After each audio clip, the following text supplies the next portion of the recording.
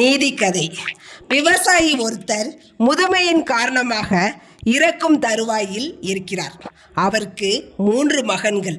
தனது 3 மகன்களுமே பொறுப்பில்லாமல் இருப்பதை உணர்ந்த விவசாயி மிகுந்த கவலையாக இருக்கிறார்.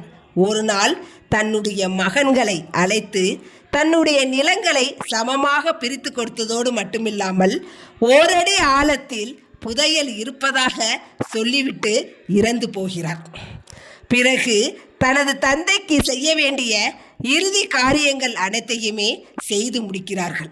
அதன் பிறகு மூத்த மகன் நிலத்திற்கு சென்று அங்கு ஓரடி ஆழத்தில் நிலத்தினை தோண்டும் போது அங்கு புதையல் கிடைக்கவில்லை. ஒருவேளை தனது தந்தை 2 அடி ஆழம் என்று சொல்லுவதற்கு பதிலாக ஓரடி ஆழம் என்று சொல்லிவிட்டாரோ என நினைத்து மீண்டும் ஓரடி ஆழம் வரை தோண்டி பார்க்கிறார்கள். அப்போதும் புதையல் கிடைக்கவில்லை.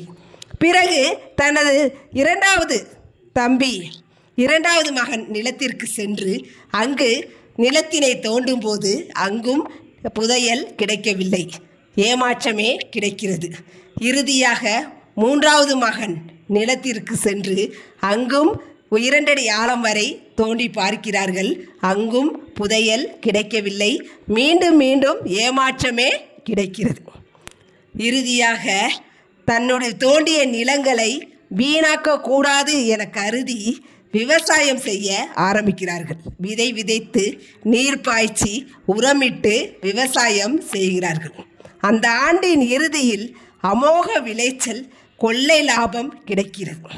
அப்போதுதான் 3 மகன்களுமே உணர்கிறார்கள், தனது தந்தை புதையல் என்று சொன்னது உழைப்பினால் வரும் பயனே என்று. அப்போதுதான் 3 பேருமே உணர்கிறார்கள். ஆகவே உழைப்பினால் வரும் பயனே என்றும் நிரந்தரம். நன்றி, வணக்கம்.